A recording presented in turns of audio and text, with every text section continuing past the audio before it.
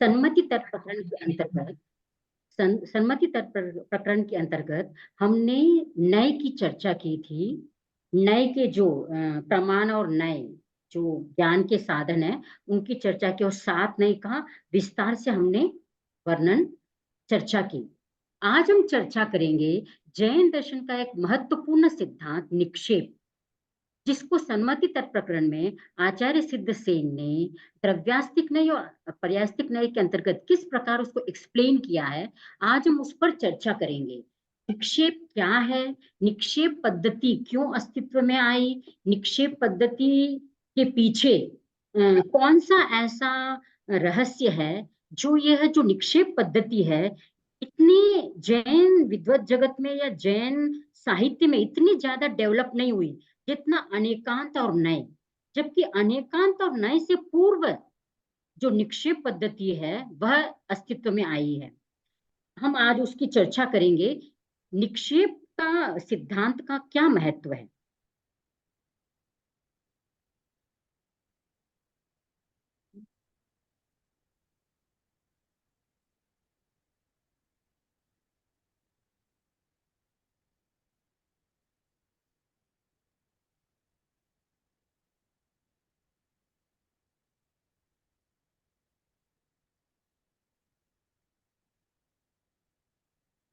Hello, I am not able to move the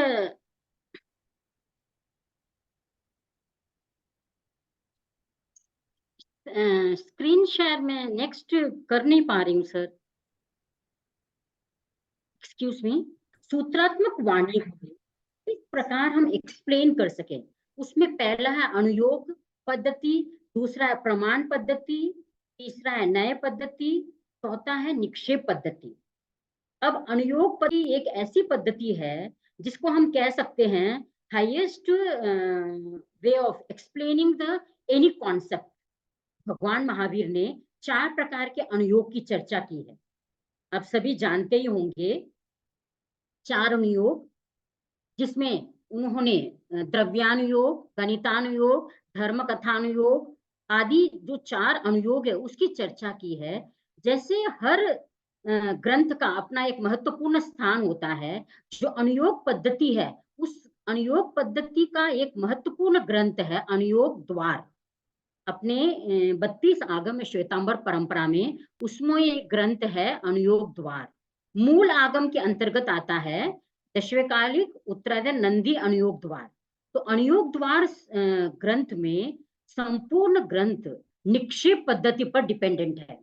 जैसे नंदी सूत्र पूरी तरह से जैन एपिस्टोमोलॉजी पर डिपेंडेंट है, जैन ज्ञान मीमांसा पर डिपेंडेंट है। और उपासक दशांग सूत्र जिस प्रकार 12 व्रत श्रावक के जो है उन पर पूरा उसकी व्याख्या पद्धति चलती है, उसी प्रकार अनुयोग द्वार में निक्षेप सिद्धांत के बारे में विस्तार से समझाया है। निक्षेप is nothing but a kind of अनुयोग, प्रमाण, नय एक्सेट्रा, निक्षेप एक्सेट्रा टीचिंग मेथोडोलॉजी। जैनों की जो टीचिंग मेथोडोलॉजी थी उसको ये शब्द टेक्निकल नाम दे दिए गए हैं। तो अनुयोग पद्धति के द्वारा आचार्यों ने अपने सूत्रात्मक ज्ञान को व्याख्या से समझाया, एक्सप्लेन किया है। और अनुयोग द्वार से पूर्व, अनुयोग की चर्चा करने से पूर्व मैं ये बताना चाहूंगी, आचार्य श्री महाप्रज्ञ जी थे उस समय, उन्होंने जो 25 बोल है, 25 बोल के हर बोल को 4 अनुयोगों से एक्सप्लेन किया। It's a kind of classification method of teaching. जब भी आगम में भगवान महावीर से पूछा गया भंते किम नानम, ज्ञान क्या है, ज्ञान किसे कहते हैं, तो भगवान महावीर ने उत्तर में ज्ञान की परिभाषा नहीं बताई। उन्होंने उत्तर में कहा पंचव्ये नानम पन्नते, आभिनिबोह्य नानम, सुय नानम, ओहि नानम, मनपज्जव नानम, केवल नानम।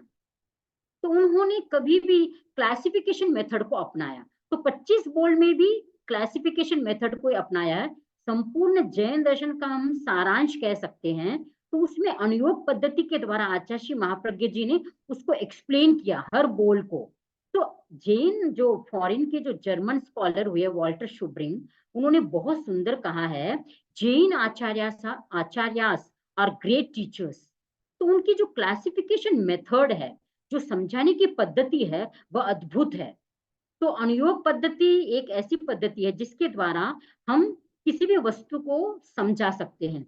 दूसरा प्रमाण। प्रमाण किसे कहते हैं हम पहले ही चर्चा कर चुके हैं लास्ट लेक्चर में। अनंत धर्मात्मक वस्तु के सारे धर्मों को एक साथ प्रेजेंट करने के लिए तो विधा अपनाई गई वह प्रमाण पद्धति है, इंटरप्रिटेशन ऑफ प्रमाण। अब नेक्स्ट नए। नए और कोई नहीं, अनंत धर्मात्मक वस्तु में किसी एक धर्म को प्रमुखता देकर अन्य धर्मों का निराकरण न करते हुए उसको गौण रूप से स्वीकार करना, और जिस धर्म की आप ज्ञान कर रहे हैं या चर्चा कर रहे हैं उसको मुख्यता देना। तो मुख्य और गौण पद्धति के द्वारा, अर्पित और अनर्पित पद्धति के द्वारा, नए के द्वारा हम मूल जिस धर्म का ज्ञान कर रहे हैं उसको प्रमुखता देकर अन्य धर्मों को, जो अनंत धर्म है, उनको गौण रूप में स्वीकार करते हैं। यह भी एक प्रकार की व्याख्या पद्धति है। अब निक्षेप पद्धति क्या है? निक्षेप पद्धति का अस्तित्व में आना ये एक शोध की प्रक्रिया है।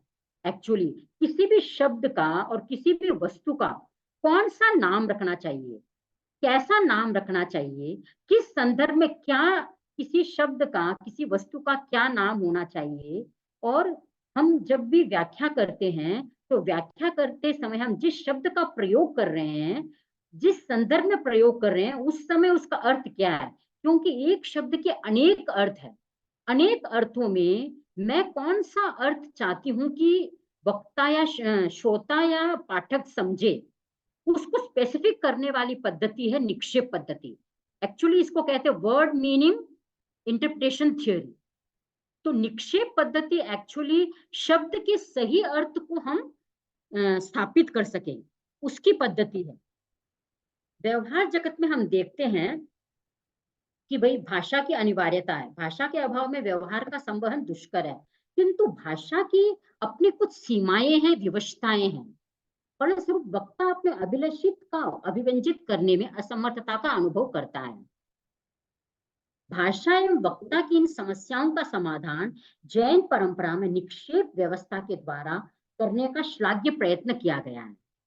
अब वस्तु आप सभी जानते हैं स्वरूपतः अनंत धर्मात्मक है। उस अनंत धर्मात्मक वस्तु का अवबोध प्रमाण और नय के द्वारा होता है, यह हम चर्चा कर चुके हैं। प्रमाण और नय के जो विषयभूत जीव अजीव आदि जो पदार्थ है, उनका नाम, स्थापना, द्रव्य एवं भाव, इन चार निक्षेपों से न्यास किया जाता है। तत्वार्थ सूत्र में भी आचार्य उमा स्वाति ने निक्षेप शब्द को परिभाषित नहीं किया है। डायरेक्ट ही jumped into the classification of निक्षेप। नाम, स्थापना, द्रव्य, भाव, भावतस्तन्यास है। उन्होंने डायरेक्ट नाम, स्थापना, द्रव्य, भाव, इस प्रकार चार प्रकार के निक्षेप है, ऐसे उन्होंने एक्सप्लेन किया। तो हम किसी भी वस्तु के सम्यक अवबोध के लिए प्रमाण, नय और निक्षेप, इन तीनों का महत्वपूर्ण स्थान है, इसको हम समझेंगे। अब सिद्धसेन दिवाकर ने सन्मति तर्क प्रकरण में ये जो सूत्र लिखा है, उसी सूत्र के आधार पर हम श्लोक के आधार पर ये पूरा लेक्चर आज का रखेंगे। नामम ठवना दवियेत्ति एस दव्वट्ठियस्य नित्येवो भावो पज्जवट्ठियस्य परुवना एस परमत्तो। अर्थात नाम, स्थापना और द्रव्य, ये द्रव्यास्तिक नय के निक्षेप है, और भाव तो पर्यायस्तिक नय की परूपणा है, यही परमार्थ है। तो इन्होंने ये आचार्य उमा स्वाति ने पहली बार इसमें हाईलाइट किया है। आगम में तो आया है, लेकिन परवर्ती किसी भी आचार्य ने नय की जो द्रव्यास्तिक जो निक्षेप है उसको दो भागों में विभाजित करने का श्रेय किसी को जाता है तो वह आचार्य सिद्धसेन को जाता है। तो इसमें उन्होंने द्रव्यास्तिक नय के अंतर्गत नाम, स्थापना और द्रव्य को लिया है, द्रव्य निक्षेप को लिया है, और पर्यास्तिक नय के अंतर्गत उन्होंने भाव निक्षेप को लिया है। यहाँ निक्षेप के अवश्य होने वाले प्रकार और उनमें नय का विभाग, ये दो बातें कही गई है। निक्षेप के जो कम से कम चार प्रकार सर्वत्र संभावित है और किए जाते हैं, वे ही यहाँ गिनाए गए हैं। किसी भी सार्थक शब्द का अर्थ विचारना हो तब वह कम से कम चार प्रकार का ही हो सकता है। वे प्रकार शब्द, वाच्य, अर्थ सामान्य के निक्षेप विभाग कहलाते हैं। जो नाम मात्र से राजा हो, नाम राजा या राजा का जो चित्र है या दूसरी कोई प्रतिकृति हो, स्थापना राजा है। यहाँ पे जस्ट एक मैं हिंट दे रही हूँ, जो आगे जाकर राजा होने वाला हो, अर्थात अथवा तो इस समय राजा न हो किंतु पहले कभी राजा रहा हो, वह द्रव्य राजा। और जो इस समय राजपद का अनुभव करता हो, वह भाव राजा। तो राजा शब्द की जो चार निक्षेप हुए हैं, चार अर्थ हुए भिन्न भिन्न संदर्भ में, उसकी हम यहाँ पे चर्चा करेंगे।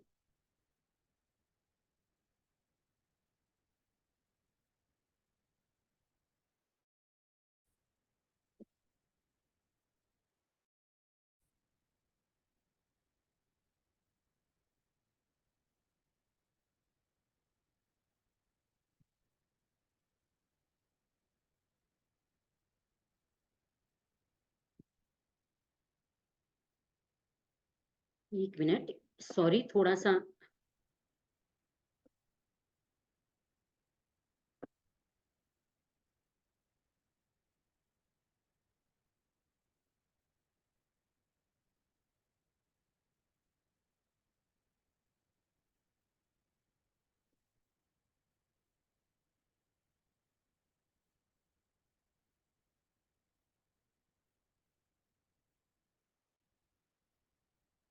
तो अब हम चर्चा करेंगे निक्षेप किसे कहते हैं, निक्षेप की क्या परिभाषा है। अप्रस्तुतार्थापकारणम प्रस्तुतार्थ व्याकरणम च अस्य फलम। अप्रस्तुत अर्थ का अपाकरण और प्रस्तुत अर्थ का प्रतिपादन, यह निक्षेप का प्रयोजन है। कहने का मतलब है, निक्षेप पद्धति के द्वारा हम किसी भी शब्द का जो अर्थ है, जो हम चाहते हैं वही अर्थ श्रोता समझे, इसलिए to express the intended meaning and to avoid what is not intended. तो इस निक्षेप पद्धति के द्वारा हम exact meaning of the word highlight करते हैं, स्पेसिफिकली उसी शब्द को श्रोता या पाठक समझे, यह हम चाहते हैं। तो निक्षेप को हम दूसरे शब्दों में कहते हैं द स्टोरिंग और putting of the power of expressing the specific meaning in the words to the strength of qualifying adjuncts is called निक्षेप। And what is the result of nikshep? The result of this nikshep is the exclusion of overlapping and intermingling unwanted meanings and the exposition of the intended sense. मैं यहाँ बताना चाहूंगी कि जो निक्षेप पद्धति है, किस संदर्भ में कि एक शब्द के बहुत सारे अर्थ है, किस संदर्भ में कौन सा अर्थ लेना है उसको फिक्स करने का काम करता है। अब आचार्य तुलसी ने जैन सिद्धांत दीपिका में निक्षेप को बहुत सुंदर परिभाषित किया है। शब्देषु विशेषण बलेन प्रतिनियतार्थ प्रतिपादन शक्ते निक्षेपणम निक्षेप है। प्रत्येकस्मिन् शब्दे असंख्यार्थ वाचक शक्ति समस्ति, तत्र विशेषण बलेन संकर व्यतिकर रहितेन प्रतिनियतार्थ वाचक शक्तिर न्यासो निदानम व निक्षेपः उच्यते। अर्थात शब्द में विशेषण के द्वारा, एडजेक्टिव्स के द्वारा प्रतिनियत अर्थ का प्रतिपादन करने की जो शक्ति निहित होती है, उसे निक्षेप कहते हैं। फिर प्रत्येक शब्द में असंख्य अर्थों को द्योतित करने की शक्ति होती है, उसमें विशेषण के सामर्थ्य, संकर और व्यतिकोर दोष रहित व्यवच्छेदक धर्म से प्रतिनियत अर्थ के प्रतिपादन की शक्ति को न्यस्त या निहित किया जाता है, वह निक्षेप है। उसको हम एक एग्जाम्पल से समझेंगे कि ऐसे तो बहुत सारे अर्थ है, ऐसे तो निक्षेप के बहुत सारे अर्थ है। यहाँ पे हम ये समझना है कि भाई जैसे कोई टीचर है, तो उस निक्षेप, जैसे निक्षेप का कोई भी नाम, जैसे सैंधव शब्द है, सैंधव शब्द अगर रसोई के समय कोई सैंधव लाओ कहा कहा कहेगा, उस समय कोई घोड़ा लाके दे तो वो अप्रासंगिक होगा। तो निक्षेप का मतलब सैंधव का मीनिंग किचन में है, और सैंधव शब्द का अर्थ जब अगर कोई रणभूमि में जाए, उस समय अगर कोई कहे सैंधव लाओ, उस समय अगर कोई नमक लाएगा तो वह यूजलेस होगा, नॉन कॉन्टेक्सचुअल होगा, उस समय घोड़ा चाहिए। तो कॉन्टेक्स्ट के अनुसार शब्द के जो अनेक मीनिंग है, किस मीनिंग को कहाँ नियोजित करना है, वह काम निक्षेप करता है। तो हम संक्षेप में कह सकते हैं, वस्तु के निर्णय की प्रक्रिया को निक्षेप कहते हैं। और दूसरे और डीप में जाए अर्पित में से अनर्पित निकालने की प्रक्रिया का नाम निक्षेप है। अर्थात मुख्य और गौण के आधार पर हम किस शब्द को इंपॉर्टेंस दे रहे हैं उसी को एक्सेप्ट करना, वह निक्षेप है। और धवलाकार ने भी कहा है, वस्तु में भेद डालने के उपाय को निक्षेप कहते हैं। दो वस्तुएं, जैसे सैंधव शब्द है, दो जगह यूज हो रहा है, लेकिन कहाँ किस शब्द को यूज करना है, ये जो बाइफर्केशन है वह निक्षेप करता है। यहाँ पे ये बताया कि या तो ऐसे तो निक्षेप, मिनिमम निक्षेप 4 है, लेकिन जब हम अनुयोग द्वार सूत्र को देखते हैं तो वहां पे आया है कि यावंतो ही वस्तु विन्यास क्रमास तावंत एव निक्षापा व्यासतः समास समास तश्चत्वारस्तु अवश्यम कार्या य तथा च जत्थ यजम जानेज्जा निक्षेव निक्षेव निरवशेषम जत्थ वियन जानेज्जा चौकगम निक्षेवे तत्व। अर्थात वस्तु विन्यास के जितने क्रम है, अर्थात बोलने के जितने प्रकार है, वस्तु को समझने के जितने प्रकार है, उतने ही निक्षेप हो सकते हैं। जैसे मैंने लास्ट लेक्चर में बताया था, जावया वैन पया तावया हुंती नयवाया, जितने वचन के पद है उतने ही नयवाद है। यहाँ पर भी यही बात है कि निक्षेप संक्षेप में 4 है, नए भी संक्षेप में 7 है, लेकिन वस्तु विन्यास के जितने भी क्रम है उतने निक्षेप हो सकते हैं। अनुयोग द्वार में बहुत सुंदर गाथा आई है, जहां जितने निक्षेप ज्ञात हो वहां उन सभी निक्षेपों का उपयोग किया जाए, और जहां बहुत निक्षेप ज्ञात न हो वहां कम से कम निक्षेप चतुष्टय का प्रयोग अवश्य किया जाए। जैसे वहां पे बताया गया आचार्य सिद्धसेन ने कम से कम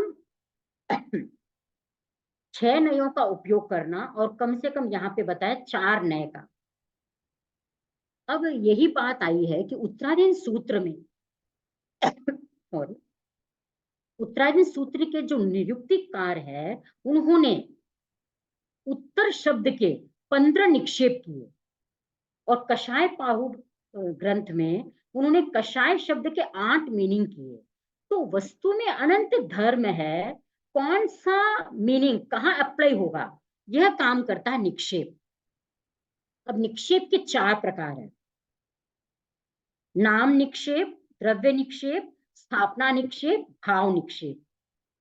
तो ये किस प्रकार ये जो निक्षेप पद्धति है, जैन आचार्यों की अध्यापन शैली है, और ये एक प्रक्रिया है, शोध की प्रक्रिया है। किसी भी वस्तु को जानना, पहले नाम जानो, फिर उसकी स्थापना को जानो, फिर उसके द्रव्य को जानो, भाव को जानो। किसी भी शब्द को समझना है, उसके अर्थ को समझना है, तो उसका संदर्भ को समझना होगा। तो नाम निक्षेप किसे कहते हैं? नाम निक्षेप is nothing but the assignment of a name merely as a symbol irrespective of the conditions such as characteristic of class, substance, quality and action. For example, prince name for a beggar. जैसे नाम निक्षेप के लिए बात आती है, परिभाषा भी आचार्य तुलसी ने बहुत सुंदर दी है। तदर्थ निरपेक्षम संज्ञा कर्म नाम, मूल शब्द के अर्थ की अपेक्षा न रखने वाले संज्ञाकरण को नाम निक्षेप कहा जाता है। जाति, द्रव्य, गुण, क्रिया, लक्षण कोई भी उसमें नहीं है, फिर भी उसका नाम कर दिया नाम निक्षेप। जैसे किसी अनपढ़ व्यक्ति का नाम रख लिया विद्यासागर, इसका मतलब वो विद्या का, ज्ञान का भंडार है, ऐसा नहीं है। नाम निक्षेप का अर्थ है जो गुण उसमें नहीं है, ऑर्बिट्ररीली, तटस्थता से उसका नाम रख दिया है। नाम निक्षेप के संदर्भ में 2 बात आती है, एक सार्थक नाम और एक निरर्थक नाम। जैसे अगर कोई ज्ञानी व्यक्ति है, उसका नाम रखा जाता है विद्यासागर। अगर कोई राजा है या युवराज है, उसका नाम प्रिंस रखा जाए, तो वह सार्थक नाम है। और निरर्थक नाम किसे कहते हैं? आजकल हम देखते हैं बहुत से व्यक्ति ऐसे नाम रखते, टिंकू, रिंकू, चिंकू, इसका कोई मीनिंग नहीं, ये सब निरर्थक नाम है। तो यहाँ पे नाम निक्षेप के अंतर्गत हमें क्या लेना है? भले मैंने किसी का नाम लक्ष्मीपति रख दिया, किसी का नाम कुछ भी रख दिया विद्यासागर, लेकिन वह गुण उसमें हो ही जरूरी नहीं है। नाम निक्षेप के लिए, नाम के लिए उसका नाम रख दिया है, उसे कहते हैं नाम निक्षेप। अब नेक्स्ट है स्थापना निक्षेप। तदर्थ शून्यस्य तदभिप्रायेण प्रतिष्ठापनम स्थापना। स्थापना निक्षेप किसे कहते हैं? मूल अर्थ से शून्य वस्तु को उसी के अभिप्राय से स्थापित करने को स्थापना निक्षेप कहते हैं। स्थापना means the determination of a substance which is devoid of the meaning, such as an idol or the image of Mahavir. जैसे स्थापना निक्षेप का अर्थ है कि मैंने भगवान महावीर की जो मूर्ति है उसको कहा कि यह भगवान महावीर है। वास्तव में भगवान महावीर नहीं है। भगवान महावीर का जो तीर्थंकर के जो गुण है 34 अतिशय, 35 वचनातिशय आदि उसमें नहीं है, फिर भी मैंने एक स्थापित कर दिया एक मूर्ति में कि भाई ये भगवान महावीर की मूर्ति है। इसको कहते हैं स्थापना निक्षेप। उसमें मूल अर्थ नहीं है, बस मूल अर्थ से शून्य वस्तु को ऐसे स्थापित कर देना, उसे कहते हैं स्थापना निक्षेप। जैसे वही वाली बात आ जाएगी, किसी भी जैसे कृष्ण की मूर्ति है या राम की मूर्ति है या किसी की भी मूर्ति हमको हम बोल दे भाई ताजमहल है, तो ताजमहल को भी हम बोल दे भाई हाँ ये तस्वीर को देख के ये ताजमहल है। ये जो भी स्थापना की जाती है वो सब स्थापना निक्षेप की, उसमें मूल गुण नहीं है। तदर्थ शून्य से तदभिप्रायेण, ठीक है। तो उपाध्याय एक है, उपाध्याय नाम है, लेकिन उसमें उपाध्याय के गुण नहीं है, टीचिंग कैपेसिटी नहीं है। उपाध्याय किसी को, हु टीचर्स आगमास, जो आगम का अध्यापन कराते हैं, वाचना देते हैं। लेकिन यहाँ पर जिस उपाध्याय का नाम लिया गया है वह वाचना नहीं देते हैं, केवल नाम के उपाध्याय है, उसे कहते हैं उपाध्याय स्थापना निक्षेप। अब यहाँ पे स्थापना के दो प्रकार है, मुख्याकार समाना सद्भाव स्थापना, तदाकार शून्य च असत भाव स्थापना। दो प्रकार की स्थापना निक्षेप है, एक सद्भाव स्थापना, एक असद्भाव स्थापना। सद्भाव स्थापना किसे कहते हैं, जो मुख्य आकार के समान होती है, और असद्भाव स्थापना किसे, जो मुख्य आकार से शून्य होती है। उसे हम एग्जाम्पल से समझेंगे। यहाँ पे दो प्रकार की स्थापना है, रियल स्थापना, अनरियल स्थापना, तदाकार, अतदाकार स्थापना। तो यहाँ पे तदाकार, जैसे भगवान महावीर की मूर्ति है, उनका एज इट इज जो पिक्चर बनाते हैं वो है रियल स्थापना। किसी का भी, किसी भी तीर्थंकर का या किसी भी ईश्वर का जो स्थापना की जाती है, जैसे आचार्य महाप्रज्ञ जी है, उनका जो फोटो है उसको स्थापित कर दिया, तो वो रियल स्थापना है या तदाकार स्थापना है। अतदाकार स्थापना किसे कहते हैं, जिसमें मुख्य आकार नहीं होता है, आकार का कोई वहां पे क्लैरिटी नहीं रहती है। जैसे चेस गेम है, उसमें king, queen, night, horse, elephant, सारे ये जो होते हैं वहां पे चेस प्ले में, ये जितने भी होते हैं वहां पे, उन सब का कोई रियल एग्जिस्टेंस नहीं है, ठीक है ना। अतदाकार स्थापना, इन सबको कहते हैं अतदाकार स्थापना।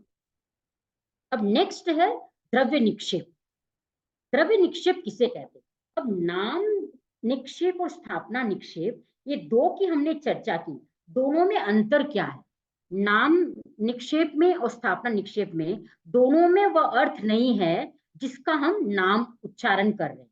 महावीर की तस्वीर है, उसमें भी महावीर रियल नहीं है, मैंने किसी का नाम महावीर रख दिया लेकिन वो रियल महावीर नहीं है। तो दोनों में अंतर क्या है, तो नाम निक्षेप तो हर वस्तु का नाम तो अवश्य करना ही पड़ता है, लेकिन स्थापना हर वस्तु की हो यह जरूरी नहीं है, ठीक है। स्थापना उसी की होती है, वह बहुत अतीत काल में या किसी ने अतीत काल में अपने कर्तृत्व के द्वारा किसी नए चीज का उजागर किया है, किसी रचना के द्वारा अपने कर्तृत्व को सिद्ध किया है, उनका हम स्थापना करते हैं। भगवान महावीर है, ऋषभ है, या कृष्ण है, या राम है, या जो भी महापुरुष हुए हैं, उनको मूर्ति में स्थापित कर देते हैं। तो स्थापना और नाम निक्षेप में ये अंतर है मूल। अब द्रव्य निक्षेप किसे कहते हैं, भूत भावी भावस्य कारणम अनुपयोगो वा द्रव्यम। भूत और भावी अवस्था के कारण तथा अनुपयोग को द्रव्य निक्षेप कहा जाता है। अर्थात जो व्यक्ति पहले उपाध्याय रह चुका है अथवा भविष्य में उपाध्याय बनने वाला है, अर्थात हम किसी को, जैसे कोई टीचर है, किसी जो हमको पढ़ाते थे उस टीचर से हम मिले, ठीक है, वो रिटायर हो गए, फिर भी हम उनको टीचर ही बोलते हैं, प्रोफेसर ही बोलते हैं। किसी जैसे वो टीचर मिले तो हम अपने मित्रों को बोलते ये हमारे टीचर रहे हैं, प्रोफेसर रहे, लेकिन वर्तमान में वो प्रोफेसर नहीं है, वर्तमान में वो रिटायर हो चुके हैं।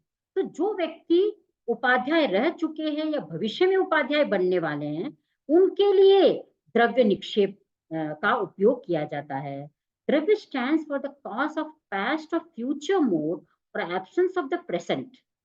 फॉर एग्जाम्पल, रिटायर्ड टीचर और student with talent to become a teacher और बोथ कॉल्ड टीचर्स। अब द्रव्य निक्षेप के दो प्रकार है। यहाँ पे एक द्रव्य निक्षेप की एक और परिभाषा आती है, अनुपयोगावस्था क्रिया द्रव्य क्रिया। मतलब उसमें जो गुण है उसमें वो अनुपयुक्त है। अनुपयोग अवस्था में की जाने वाली क्रिया द्रव्य क्रिया होती है। क्वचित अप्राधान्य पे यथा अंगार मर्दको द्रव्याचार्य आचार्य गुण रहित्वात्। क्वचित अप्रधान अर्थ में भी द्रव्य शब्द का उपयोग मिलता है। जैसे जो अंगार मर्दक आचार्य हुए हैं उनमें एक्चुअली वो अभवी आचार्य थे, तो उनमें आचार्य के कोई गुण नहीं थे, तो आचार्य गुण शून्य होने के कारण वे द्रव्य आचार्य कहलाते थे। क्योंकि जब एक शिष्य ने ये स्वप्न देखा कि एक अंधे व्यक्ति के पीछे 500 गधे हैं, वो जा रहे हैं, तो उन्होंने मन में सोचा कि ये क्या चीज है, ऐसा क्यों आया है। शिष्य ने बहुत चिंतन मनन किया है, फिर उन्होंने क्या कि ऐसा क्या चीज हो सकती, कहीं आचार्य है और 500 हम शिष्य है, तो हाँ कहीं ना कहीं ये स्वप्न उससे रिलेटेड है। तो उन्होंने अंगार मर्दक आचार्य जो थे, उनके जो गुरु थे, उनको टेस्ट करने के लिए सनसेट के बाद उन्होंने क्या किया, जहां उनको परिष्ठापन करना था मूत्र का, वहां पर उत्सर्ग करना था, उसके रास्ते में उन्होंने अंगारे रख दिए, जलते हुए अंगारे। फिर भी अग्निकाय जीव है, लेकिन वो अभवी जीव थे अंगार मर्दक आचार्य, तो उन्होंने अंगार पर पैर रख के आगे चले गए और वहां पे उन्होंने परिष्ठापन का कार्य किया। तो उस शिष्य को पता चल गया कि अंधों के पीछे, अंधे नेता के पीछे जो 500 शिष्य हम चल रहे हैं, वो जो नेता है वह अभवी आचार्य है। तो यहाँ पे द्रव्य क्रिया, द्रव्य आचार्य के अंतर्गत में, यहाँ पे द्रव्य निक्षेप के अंतर्गत आचार्य अंगार मर्दक को लिया जा सकता है। तो आगम में द्रव्य निक्षेप के दो प्रकार बता गए, आगमतः, नो आगमतः। ठीक है, आगमतः द्रव्य निक्षेप किसे कहते हैं, जीव आदि पदार्थों का ज्ञाता किंतु वर्तमान में उपयोग शून्य है। ठीक है, कोई टीचर है, कोई ध्यानी है, वर्तमान में वो ध्यान नहीं कर रहा है। कोई ज्ञानी है, ठीक है ना, वर्तमान में वह ज्ञानार्जन नहीं कर रहा है, उसको कहते हैं आगमतः द्रव्य निक्षेप। आगमतः, a teacher who knows how to teach and involved in that profession is called teacher आगमतः। यहाँ पे बस उसको नॉलेज है, टीचिंग का नॉलेज है, लेकिन नॉलेज टीचिंग वर्क में वो उपयुक्त नहीं है, उसको हम कहेंगे आगमतः द्रव्य निक्षेप। नो आगमतः द्रव्य निक्षेप किसे कहते हैं, ये थोड़े टेक्निकल शब्द है, इसको समझना पड़ेगा। A person who knows teaching and is busy in teaching is called no आगमतः। ठीक है, नो आगमतः द्रव्य निक्षेप वह है जो वर्तमान में टीचिंग का ज्ञान भी रखता है और टीचिंग में बिजी है, टीचिंग कर रहा है, उसे हम नो आगमतः द्रव्य निक्षेप कहेंगे। अब नो आगमतः द्रव्य निक्षेप के अगेन तीन भेद है। मैंने कह दिया था पहले ही, क्लासिफिकेशन मेथड ऑफ जैन आचार्य। इतने भेद प्रभेद के द्वारा हर वस्तु को समझाने का एक तरीका है। तो नो आगमतः के तीन प्रकार है द्रव्य निक्षेप के, ज्ञ शरीर, भव्य शरीर, तद व्यतिरिक्त द्रव्य निक्षेप। तो पहला है ज्ञ शरीर। ज्ञ शरीर किसे कहते हैं, the body in which soul resides and hence sees and knows. Example, the dead body of a person who knows आवश्यक सूत्र is called as the knower of आवश्यक सूत्र। यहाँ पे ज्ञ शरीर का अर्थ है कोई डेड बॉडी पड़ी है, ठीक है, और कोई मतलब ज्ञानी मुनि की डेड बॉडी पड़ी है, और वो मुनि जब जिंदा थे तब उनको आवश्यक सूत्र का ज्ञान गहरा था, तो उनको आवश्यक सूत्र के ज्ञाता कहा जाता था। तो जब उनकी डेड बॉडी को देखा जाता है तो भाई ये आवश्यक सूत्र के ज्ञाता का शरीर है, ये जो कहा जाता है वह है ज्ञ शरीर। जैसे आचार्य महाप्रज्ञ जी की डेड बॉडी है और उनको देखकर कोई, ये तो आचार्य महाप्रज्ञ जी वो है जिन्होंने प्रेक्षा ध्यान का प्रवर्तन किया, तो ये है ज्ञ शरीर। नेक्स्ट है भव्य शरीर, the body in which soul reside और acquire knowledge example, to call a newly born baby as the knower of आवश्यक सूत्र। जैसे भविष्य किसे कहते हैं, किसी बच्चे को देखकर ऐसा उनके लक्षण चाल ढाल को देखकर ऐसा अनुभव होता है कि भविष्य में कोई ज्ञानी महापुरुष होगा, या किसी भी व्यक्ति को हम देखते हैं कि भाई ये तो फ्यूचर में जाके अच्छा नाम रोशन करेगा, तो ये जो कहा जाता है कि फ्यूचर में अच्छा डॉक्टर बन सकता है, उसके आंसर से, उसके स्पीच से, उसके व्यवहार से, इस प्रकार का जो एक भाव होता है, तो उसको कहेंगे कि फ्यूचर में डॉक्टर बनने वाला है, फ्यूचर में ये अच्छा क्लास में हर प्रश्न का टीचर को अच्छा आंसर देता है, तो फ्यूचर में वो अच्छा टीचर बन सकता है। इस प्रकार का जो एक सपोजिशन किया जाता है, उसको कहते हैं भव्य शरीर द्रव्य निक्षेप नो आगमतः, भव्य शरीर द्रव्य निक्षेप। नेक्स्ट है तद व्यतिरिक्त द्रव्य निक्षेप no आगमतः। So the parts of an entity which are beneficial for acquiring an expression of knowledge, example, call the activities of his hands, etc. of a teacher while he is teaching. जैसे कोई व्यक्ति अध्यापक अध्यापन करा रहा है, अध्यापन के दौरान वह जिन जिन ब्लैक बोर्ड के सहारे के साधन के द्वारा, या लैपटॉप के द्वारा, मोबाइल के द्वारा, या किसी पिक्चर के द्वारा अपनी बात को रखता है, टीचिंग मेथोडोलॉजी में जिन जिन साधनों को यूज कर रहा है, जिस जिस अवयव को वह यूज कर रहा है अपने ज्ञान को अभिव्यक्ति देने के लिए, जैसे मैं वर्तमान में लैपटॉप का यूज कर रही हूँ अपने ज्ञान के शेयर करने के लिए, तो तद व्यतिरिक्त नो आगमतः द्रव्य निक्षेप है। तो क्लियर हो गया, ज्ञ शरीर, भव्य शरीर, तद व्यतिरिक्त नो आगमतः द्रव्य निक्षेप, ये तीन भेद हो गए। अब तद व्यतिरिक्त के तीन भेद, लौकिक, कुप्रावचनिक और लोकोत्तर। अब है तद व्यतिरिक्त जो नो आगमतः द्रव्य निक्षेप है, उसके फर्दर तीन भेद है, लौकिक, कुप्रावचनिक, लोकोत्तर।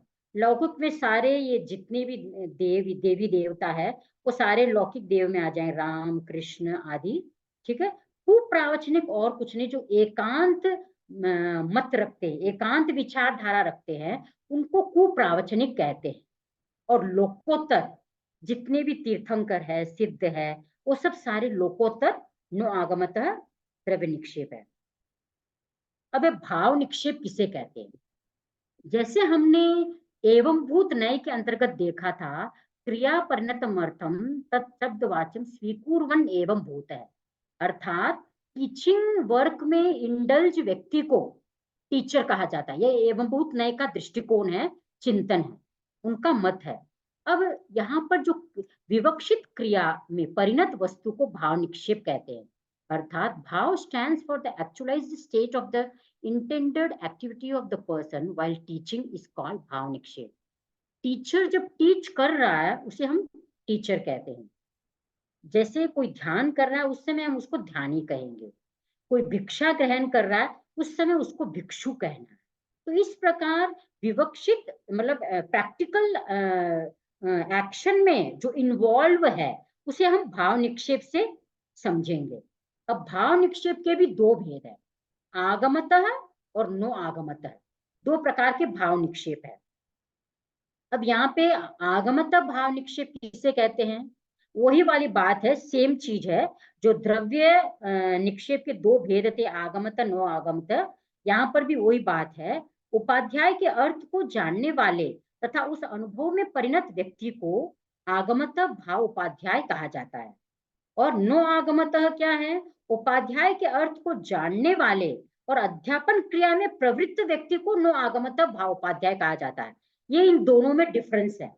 मतलब यहाँ पे जो प्रोफेसर है वो नॉलेज रखता है, फिलोसॉफी का, इंडियन फिलोसॉफी का, वेस्टर्न फिलोसॉफी का प्रोफेसर है, तो उसका जो नॉलेज है वो उसके पास है, और वह अपने एक्सपीरियंस को, उसके नॉलेज का एक्सपीरियंस भी उसके पास है, वह भाव आगमतः भाव उपाध्याय है। जब वही टीचिंग में प्रयुक्त होता है, अपने नॉलेज को यूज करता है, शेयर करता है, अध्यापन क्रिया में संलग्न है, तब उसको हम नो आगमतः भाव उपाध्याय कहेंगे। अब इस प्रकार हमने समझा कि द्रव्य निक्षेप, स्थापना निक्षेप, नाम निक्षेप और भाव निक्षेप, इन चार निक्षेपों का जैन पद्धति में, जैन दर्शन में जो व्याख्या शैली है या इंटरप्रिटेशन मेथोडोलॉजी है या टीचिंग मेथोडोलॉजी है, किसी भी शब्द का कौन सा अर्थ होना चाहिए, कहाँ पर कौन सा अर्थ फिक्स करना चाहिए, यह intended meaning of particular word, यह स्थिर करता है निक्षेप। अब नए और निक्षेप में दोनों में क्या रिलेशनशिप है, ठीक है। तो नया निक्षेप has the relationship of the object of knowledge and its knower. इसका मतलब दोनों में विषय और विषयी संबंध है, ठीक है। यहाँ पे हम जो न्याय है वह विषय के, किसी भी विषय के बारे में चर्चा करता है, और यहाँ पे जो निक्षेप है वह ज्ञाता के अभिप्राय, ज्ञाता किस शब्द का कौन सा अर्थ लगाना चाहता है उसको समझाने के लिए निक्षेप का प्रयोग होता है।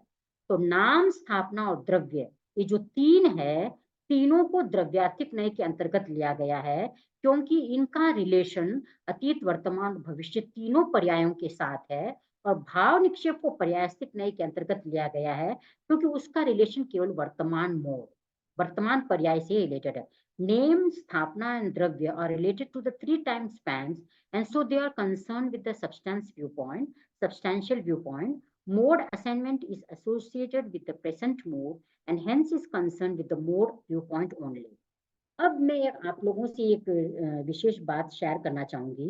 वेस्टर्न पोस्ट मॉडर्न थिंकर्स ने भी इस निक्षेप पद्धति को उन्होंने एक्सेप्ट किया है। उन्होंने ऐसे तो जितने, जब हम वेस्टर्न फिलोसफी को स्टडी करते हैं, वेस्टर्न फिलोसफी को 4 एजेस में हम डिवाइड कर सकते हैं, Greek age, medieval age, modern age and post modern age. तो पोस्ट मॉडर्न वेस्टर्न फिलोसफी में बहुत से ऐसे फिलोसोफर्स हुए हैं जिन्होंने यह बात हाईलाइट की है कि हर शब्द का different different meaning different different context में होता है। वेस्टर्न पोस्ट मॉडर्न थिंकिंग में 20th सेंचुरी के एक बहुत अच्छे दार्शनिक हुए हैं, जाक डेरिडा।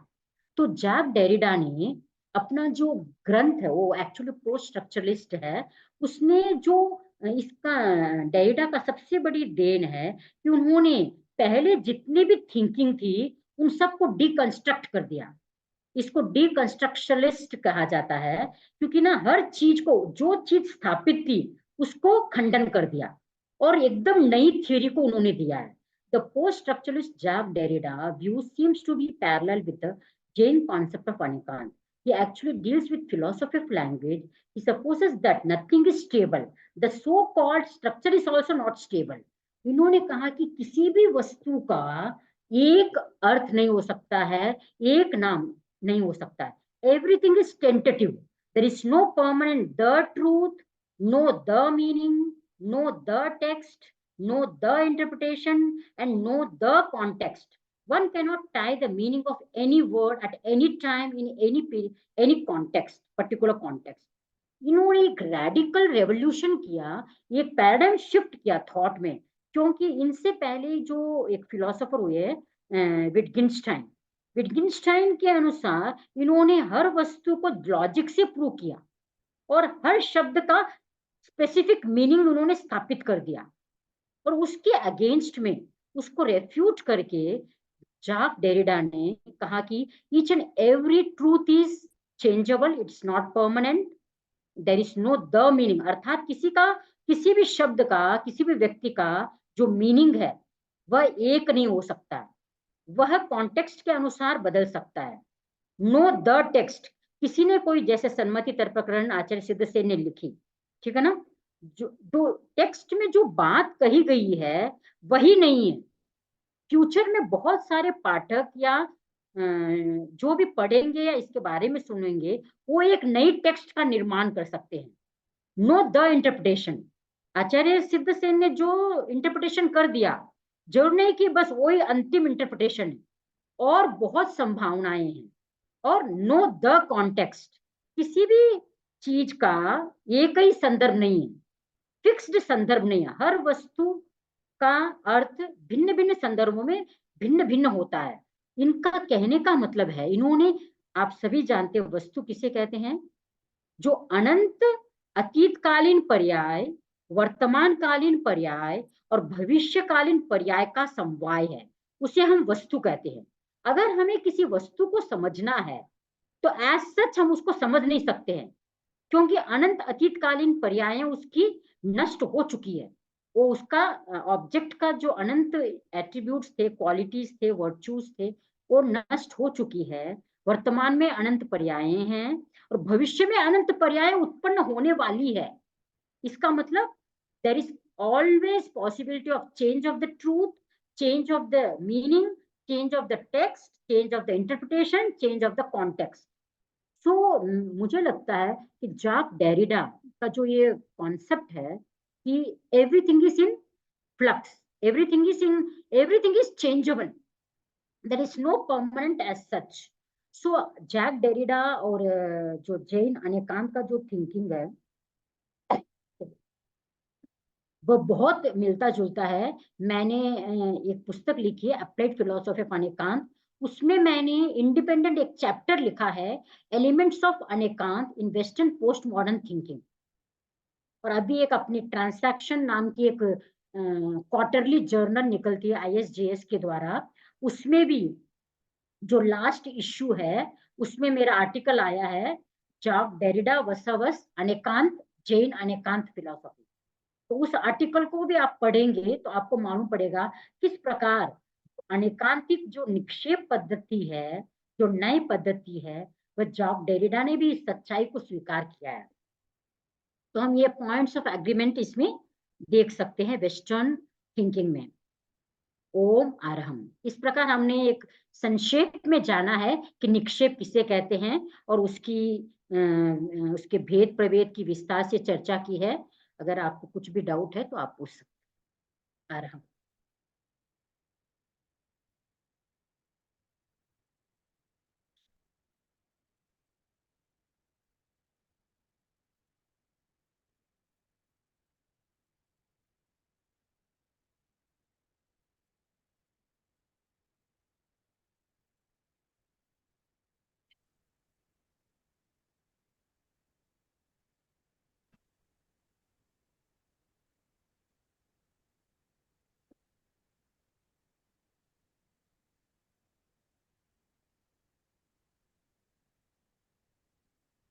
अनिल कुमार हाँ जी के अनिल कुमार प्रश्न जी। है कुछ? जी हाँ हाँ, ये सभाओं को सादर जय ने समणी जी हाँ ने वैसे तो व्याख्या बहुत अच्छी दी है, निक्षेप को पूरी अच्छी तरह से व्याख्यायित कर दिया है। और वैसे तो ये बता दिया, फिर भी एक बार और कंफर्म कर लेता हूँ कि निक्षेप में जैसे कि दो का जिक्र आया था, एक द्रव निक्षेप और भाव निक्षेप। इसी तरह से जब नए की बात करते हैं तो एवं नए और एवं बहुत नए जब आते हैं तो ये दोनों एक से ही लगते हैं। तो आपने जो ये दोनों में अंतर क्या है, नए में और निक्षेप में, गुण और गुणी का अंतर है, ऐसा करके बताया जहां तक मैं समझता हूँ। विषय अगर कहीं कुछ विषयी ये विषयी विषय विषय विषयी मैंने तो अंतर विषय बताया, विषय और विषयी अंतर है। तो इसमें विषय कौन सा है और विषयी कौन सा है, वो जरा स्पष्ट कर दें। हाँ। एक्चुअली नए में हम क्या करते हैं, एक वस्तु मतलब विषय इंपॉर्टेंट है, ज्ञातुर अभिप्राय नया है, अनिराकृते वस्तु